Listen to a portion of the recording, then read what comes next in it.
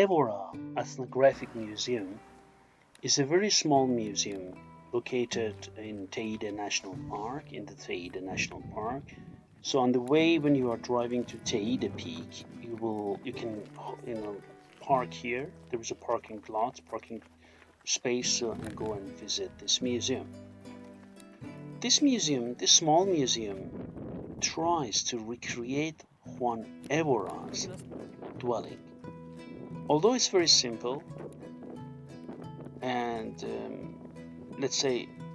although it's very simple and it lacks comfort in the first sight, it seems to have no comfort. Juan Évora used to say that he had everything.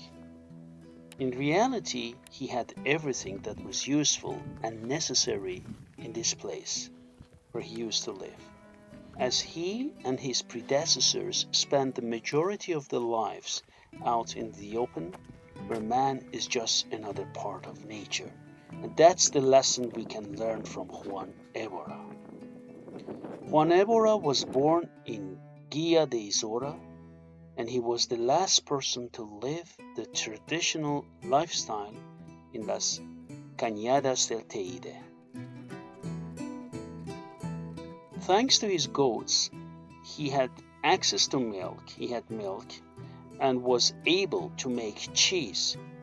He also obtained honey from his beehives, but he came to Las Cañadas thanks to the construction of the La Oratava Granadilla County Road, today known as TF21.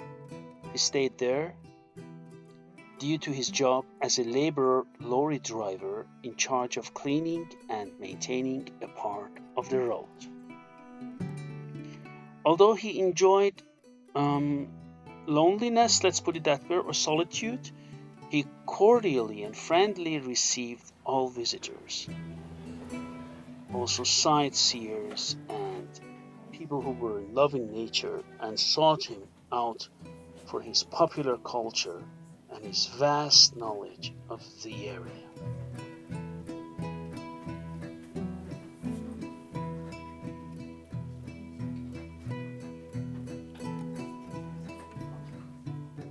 From the times of the Guanche aborigines, Las Cañadas del Teide was an area traditionally used for pasturing, as evidenced by the abundant archaeological remains that have been discovered in this area.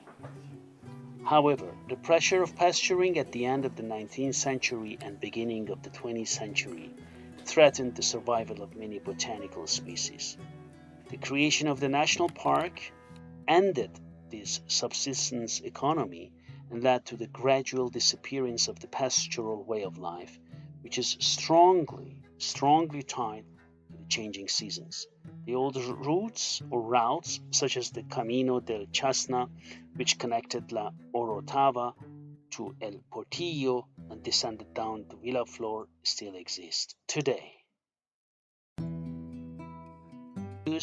You can see here a lance with metal tip, lanza y regaton, and here you can see a lance, and this lance is a pole used to travel over craggy areas or steep slopes. The metal tip is called a regaton.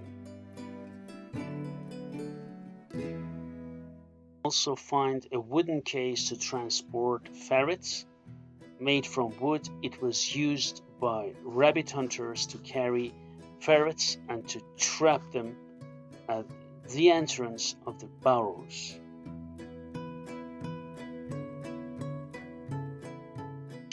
Pouch made from a single piece of goat skin with no traces of sewing. It was used by shepherds to carry food.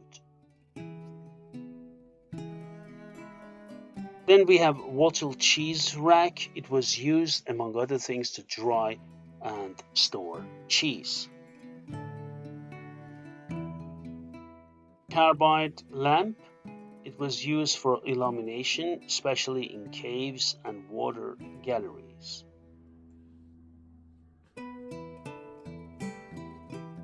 Also, a beehive, referred to as corcho. It was made with the hollowed trunk of a palm tree and covered with a wooden lid.